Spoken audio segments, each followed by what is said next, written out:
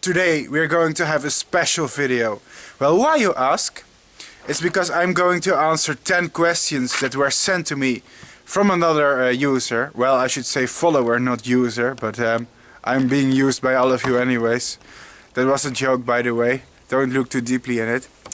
And the reason I'm going to do that is because recently I have reworked my crowdfunding platform, Patron. I'm sure all of you heard of that change. And I set one of the special rewards for people who pledge a certain tier to be a special video where I answer 10 questions personally that they are able to submit to me. Well, today I'm going to answer the questions of my patron Daria Erdosi. Daria, I hope I pronounced your name correctly, of course. And I have your questions here. I haven't read them yet, so I thought it would be better to read them on camera. I haven't had any preparation time, so I'm going to answer them straight off the bat. And Daria, thanks for your support. This is actually one of the first sponsored videos, so I'm going to start with the first question. Aside from the species Rodinia fugax, what other species of Saturnid caterpillars will squeak when threatened? Well, to be honest, there are not that many caterpillars that squeak if they're threatened at all. So, in that regard, Rodinia fugax, it's nearly unique among its family. Although I can imagine that other Rodinia species will do the same, because they are closely related. And well, I'm actually breeding multiple species of them. I haven't uploaded them on YouTube, but I have Rodinia rudolfi and Rodinia verecunda from Taiwan as well. So, guess if I have a pairing of those, I will try to raise the caterpillars and we will see if they squeak as well. Other than that, nah, there are not really that many squeaking Saturnidae, so the squeaking silk moth is unique in some regard. There are other caterpillars from other families that squeak if threatened. For example, there are many hawk moth caterpillars that will do it. For example, the Langia zenseroides, found in Asia, or Philosphingia dissimilis comes to mind. It's like a walnut sphinx from Asia, but yeah, they're hawk moths, so I'm really deviating away from your question. But yes, there are other caterpillars that will do this. They will hiss, they will squeak, they will make sound, but not many Saturnidae. Second question. I know there are many stinging varieties, but what caterpillar species are known for biting as a defense? Well, when you refer to biting, we will think of actually using their jaws to defend themselves. I know the answer. Biting caterpillars are almost non-existent. Well, why, you ask? The answer of this question is hidden in the morphology of caterpillar mouths. You see, caterpillars don't really have jaws like many other animals on the planet do. They are mainly herbivorous animals, so they have rather two plates that crunch together, and you know, their mouth is mainly adapted to feed on leaves.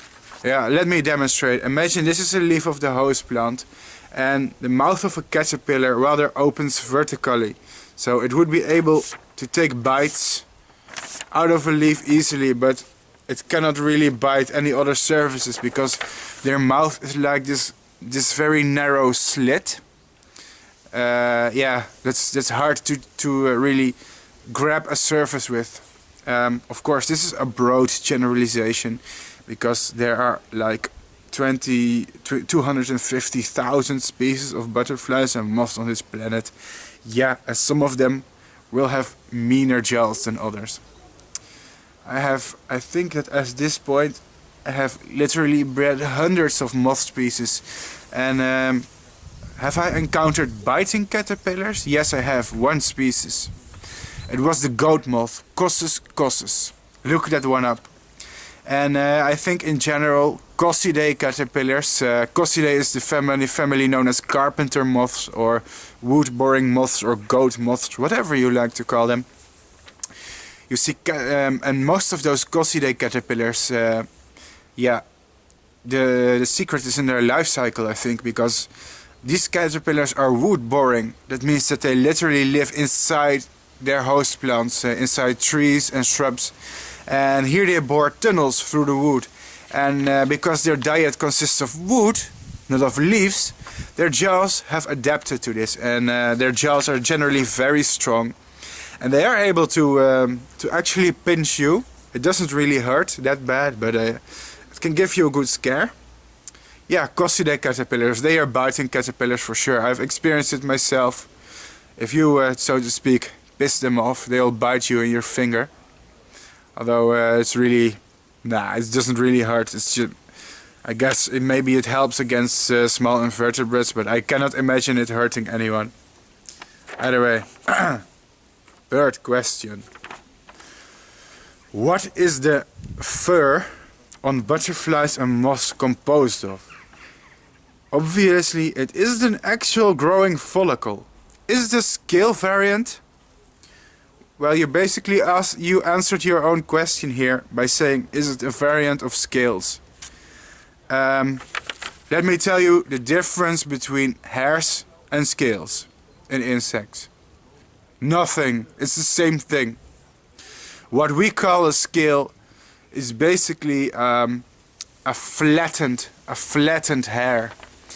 And I think if you look at it from an evolutionary perspective, there are many hairy insects, but there are hardly any scaly insects. I think Lepidoptera, butterflies and moths are one of the few families that have scales. And I think the only other exception to this is like family of silverfish. I forgot the scientific name, but they are also known as scaly insects. They are quite primitive. Other than that, no. Scales are actually quite rare in the insect world otherwise. But if you look under a microscope, you will discover that scales, they are basically flattened hairs. So it's the same thing. So what is the fur on butterflies and moths composed of? They are scales or hairs, and if like their scales or hairs are like long and thin, we call them hairs. And if they are flat and cover the surface, and this allows them to have colors, and you know, it also works as a dry lubricant and other things. Scales have many advantages. If they're flat, we call them scales, and if they're long and thin, we call them hairs. And what are they composed of, you ask? Well, actually, a hair in one animal is not the same thing I mean, the hairs on my head, I know I should get a haircut. They're not the same thing as the hairs in insects, because as you know, insects, they have an exoskeleton, so they don't really have growing hairs the way that we do. They don't even have hair follicles. My hairs are made of the same thing that my nails are made of. I believe it's called keratin. I don't know how to say it in English. In Dutch we say keratine. It's which is a protein, I believe. That can harden, and yeah, that's what makes our hairs and nails and things like that. Insects don't have this. Insects have an exoskeleton, so basically their hairs and their scales are made of exactly the same thing that their exoskeleton is composed of, and this is called chitin. Now, chitin is the protein that forms the exoskeleton of insects and invertebrates. I mean, the shell of a crab is also made out of chitin. The skin of a spider is made out of chitin. The wings of a butterfly, its scales, its thorax, basically the entire cuticle is mainly composed of chitin. And contrary to popular belief, chitin is not very hard. It's actually soft and quite bendable. Otherwise, insects wouldn't be able to move their legs, because the joints of their legs, they are also made of chitin.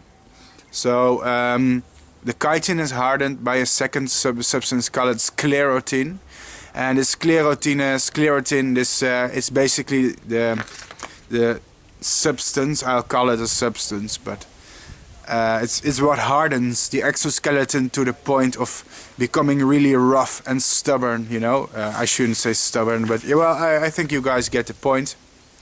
And well, I'm rambling. The answer is their hairs and scales are composed of chitin, and they're basically the same thing. Number 4. Are there any non-stinging species of slug caterpillar? When you say slug caterpillar, I think Limacodidae. It's one family of slug caterpillars, and the answer is yes. It's a really diverse family. I haven't studied this family well, but I know there are potentially over thousands of species. Correct me if I'm wrong here. But I mean, there are varieties just amazing. And yes, there are many non-stinging variants. In fact, in my country there are 2 species, I believe, and one of them is called, like, I believe, just the common slug moth. I wish I would remember the scientific name. It's well, I believe it's in the genus Limacoda. But yeah, it's like this green thingy that has no spines whatsoever. And I think I believe most of the European species, I think we only have 3 species in Europe. Most of the European slug moths are non-stinging. Well, all of them are actually. It bothers me that I forgot the scientific name. I mean, I know, there it is. Scientific name is Apoda limacodes. Google it, people. Apoda limacodes. That's the species that I commonly find in my area, and it has no stinging spines. Whew. It's difficult to remember all these names, you know. I mean, I really haven't prepared in advance, and I tend to remember all the scientific names of all the moths that I've seen before in my life. So it can be difficult sometimes, especially if you're also struggling to find the English common names. Number 5. When are you going on safari to South America to find the first recorded larva of the white witch moth? Well, when you say white witch moth, just to clarify, you mean Thysania agrippina, which is conveniently the largest moth on Earth, and it happens to have an unrecorded life cycle. Well, it isn't as simple as going there and looking for it, because there's a reason its life cycle is unrecorded. Do you know that there are entire teams dedicated currently to finding the larvae of this species, and they have failed? Because if you look at the tropical rainforest in South America, it's so mind-bogglingly huge. Really, finding one insect in there is mission impossible. And I think honestly that it's potentially a canopy species, which is supported by the evidence that females are quite rare and usually come down after strong winds or storms because they are being blown down.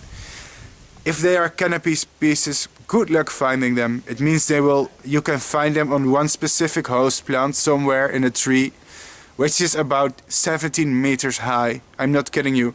The canopy in the rainforest, I mean like the apex of the forest, it's like 17 meters high. So it's not something you will encounter by commonly strolling through the forest casually and hoping to find a caterpillar. No, it's extremely difficult. There's even a cash reward for the first person who has a picture of the caterpillar. It's $750 for the first record of a caterpillar in the host plant. And you can find it on a website called White Witch Watch, which is a research team that's looking for the white witch. And another problem is the moths are probably long-lived and excellent migrants. I mean, it's a tropical species, but adults are found up to Texas and Florida sometimes.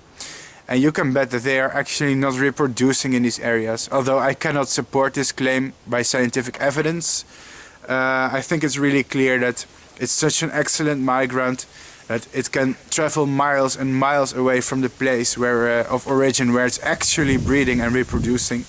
So this also basically what it does, it distorts all the data. I mean, imagine if they are breeding in a few localized areas in South America. if the moths are able to migrate this well, if you look at the map of where the adults are found, basically the entire data would be distorted because they are not breeding in the largest part of their own range. So I suspect the host plant is a legume plant, like in the family of Fabaceae. Because why? Their cousins, Thysania zenobia, for example, they feed on, I believe it's cassia and I'm not sure if it's robinia. It could be. Or take Ascaphala odorata, for example, the black witch moth. Its cousin, and it feeds on those plants. Thysania gripinea probably does as well. You can make an educated guess. But I fear that its caterpillar, if we are really unlucky, it may never be discovered even in my lifetime. Is that a bad thing? I don't know. Of course I would love to see this caterpillar, but you know, it's also the mystery in this hobby that keeps us going. At least for me, I like solving these mysteries. It would be boring if there weren't any, right? So to answer you the question, when am I going to safari on South America? Well, that may happen, but I'm probably not ever, never in my lifetime going to find the caterpillar of the white witch moth. Number 6. Have you considered putting together a photo book of moth species? Well, I am actually doing that right now. But my problem is my life is so busy. I mean, I'm starting to sound like one of those people complaining on social media, like, oh, my life's so busy, I can't do anything. But yeah, in my case, let's see what the things that I have to do in my life. Well, currently I'm a student, so that already takes up a lot of time. I'm studying environmental sciences, that's one thing.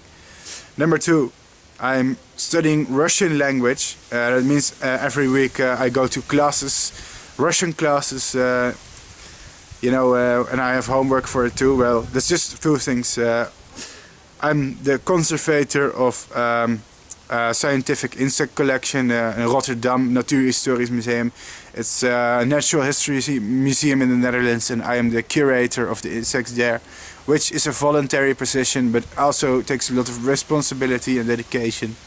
Let's see what else we have there. Well, I'm currently developing 2 extra websites. One will be about the hawk moths of the Netherlands, called well, the pijlstaarten van Nederland, the Sphingidae of the Netherlands. The second website will be a database that includes all the species that I have photographed and filmed before, including all the information. Then next to that I also have a third website. All of you are familiar with that one. It's called Breeding Butterflies. It's more of an informal, unprofessional website that's focused on breeding insects in captivity. What else do we have? I'm finishing a few scientific papers. One is about the life cycle of the ghostly silk moth, Serantia apollina. I am finishing 2 life cycle papers on Lasiocampidae in captivity that I've bred, of which the life cycle was undocumented.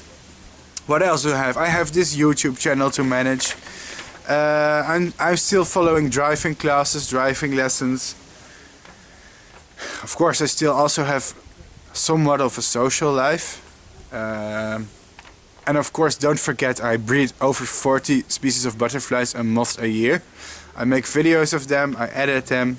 Well, how much time do I have left to write books? It's not much, I'll tell you. But I am also working on it.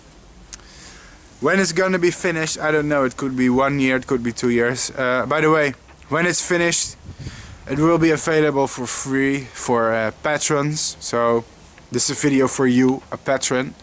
It's a sponsored video, so I guess when it's finished you'll be one of the first people to have it, at least. That's the good news here. Number 7. Did this hobby originate from you terrorizing your... I should stop touching my hair, it's like this thing I do when I'm thinking. Did this hobby originate from you terrorizing your sisters with insects as a kid? Well, I did happen to terrorize all the girls I knew with my insects. In fact, I still do. Yeah. But I don't really know where it originated from. I've been strongly fascinated by insects since I was a very young kid. And it almost feels like I was born with this. Like, I know it sounds very cheesy to say I was born with a greater purpose or blah blah blah.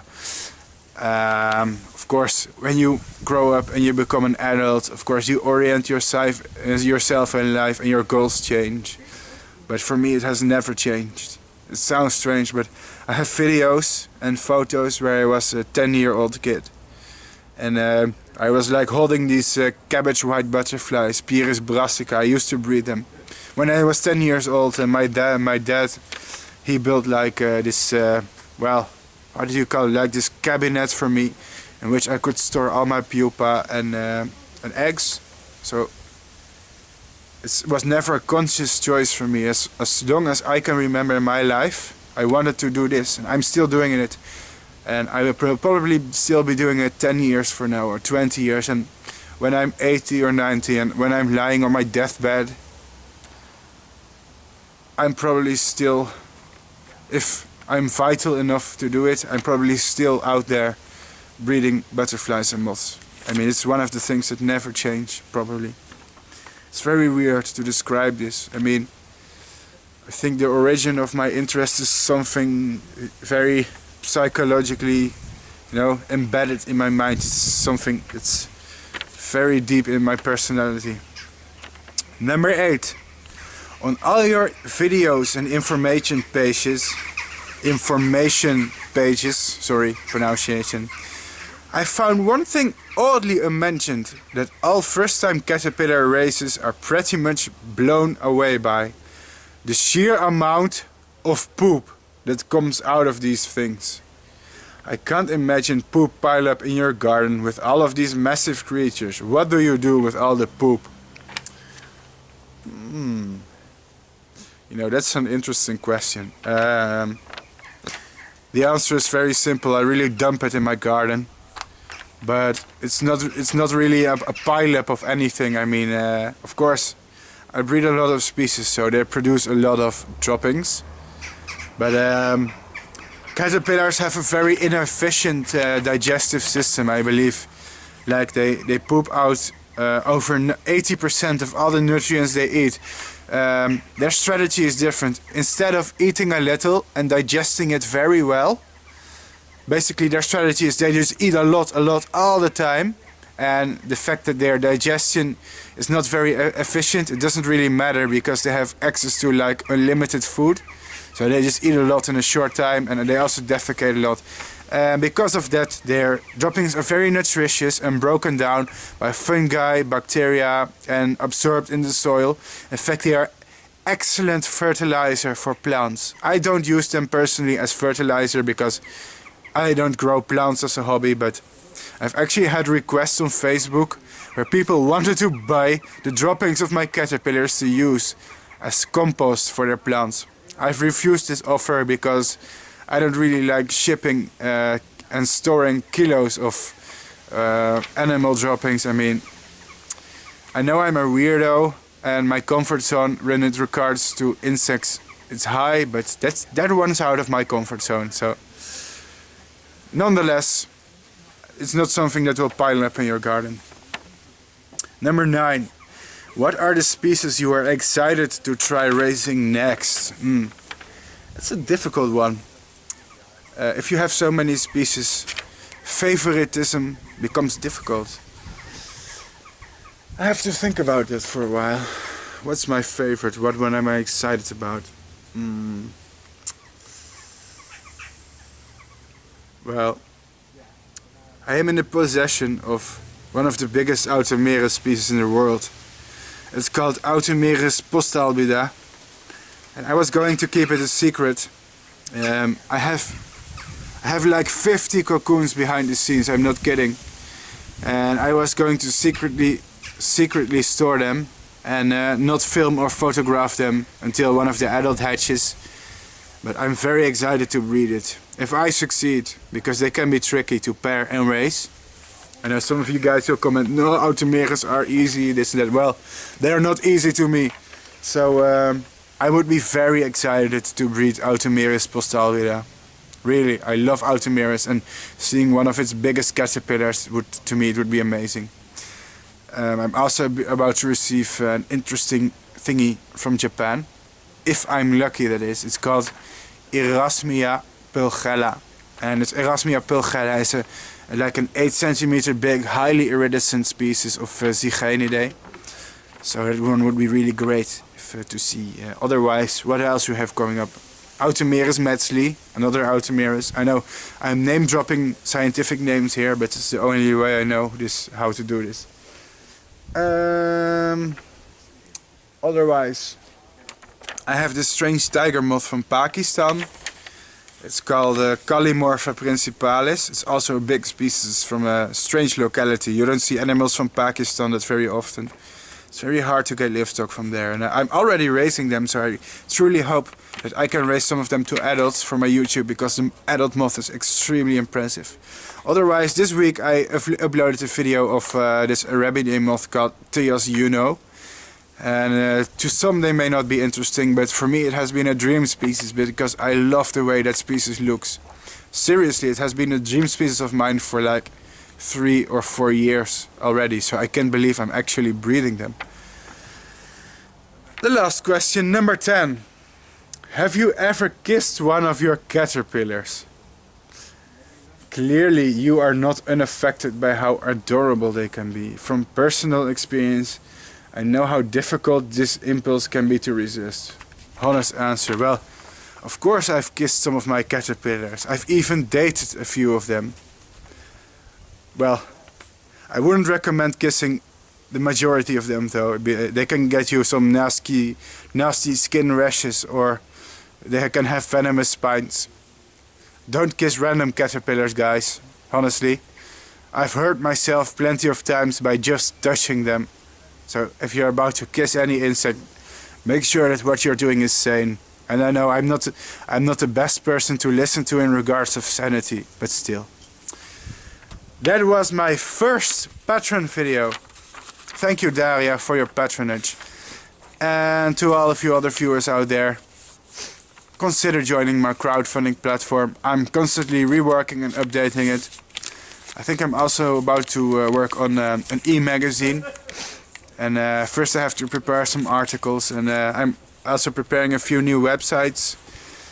And also reworking my platform to include new goals and special videos. But yeah, all of this in time.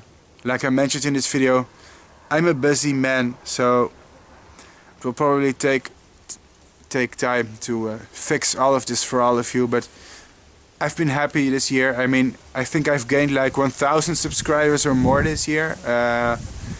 It has like it keeps doubling every year, my amount of the subscribers. So I'm at 3,000 right now. I think maybe next year we can expect 6,000 or more. So keep the good work up. Like, subscribe, comment. Wee wee. Bart out.